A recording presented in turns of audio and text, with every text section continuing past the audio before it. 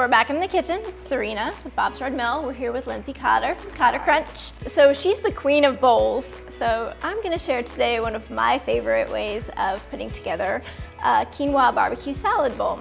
It's one of my all-time favorites. The quinoa is cooked, super simple, 15 minutes, simmer, ready to go. Nice and fluffy. Yeah. Yeah, so I was just asking Serena, I was like, okay, everyone uses quinoa like as a side dish or just like a base for meats or something like that, but we want to make something fun, and this is one of her favorite recipes, so she's going to show me how she makes it, and then we are going to dive in and eat this. Absolutely. Okay, so we need a little bit of quinoa here.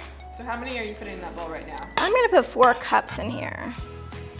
And it's super fluffy. I love quinoa in chilies and soups. I like it even plain with some salt and pepper. I like olive oil. Yeah, absolutely. This one is great to take to picnics, potlucks, that kind of thing, because it can sit out. It's not a mayonnaise-based salad, so it's perfect. Also, for if you've got vegetarians or vegans, this is perfect because the quinoa is in it, and you're good to go with your protein. Yeah, complete protein right there, plant-based.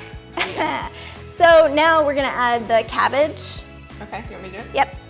So all of it's in here? Yeah, well, you can put as much as you want to. The great thing about creating a bowl or a salad with this type of thing is that you really can do whatever you want to. This is my favorite mixture. It's nice for summertime barbecues. I should mix it.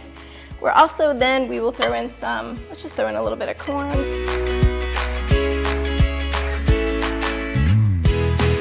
So we'll just add a little bit of the cilantro because we'll use some of it for garnish in the end. So we'll add that for flavor. I am a cilantro hoarder, so go for it. I love it, absolutely. It's one of my favorites. This is looking so pretty.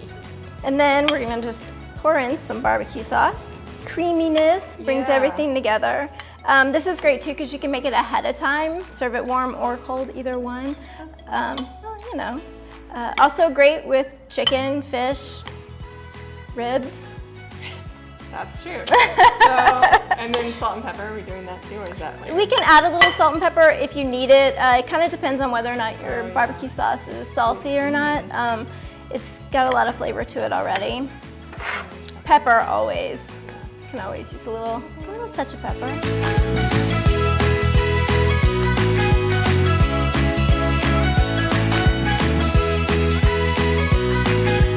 So check it out, bobsredmill.com, barbecue quinoa salad.